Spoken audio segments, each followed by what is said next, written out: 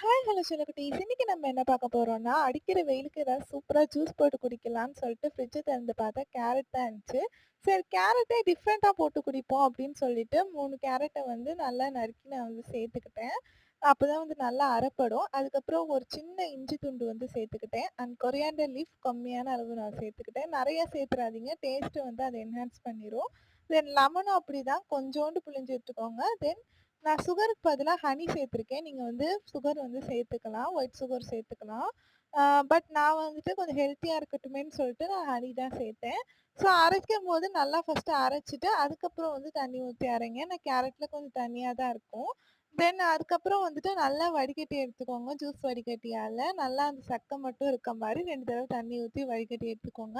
And then அத கிளாஸ்க்கு மாத்தி குடிச்சு பாருங்க. உங்களுக்கு வேணும்னா கோல்ட் வாட்டர் ஊத்திக்கோங்க. சூப்பரான இந்த வெயிலுக்கு சூப்பரான ஜூஸ் வந்து ரெடி ஆயிடுச்சு. பாய் ஃபிரெண்ட்ஸ்.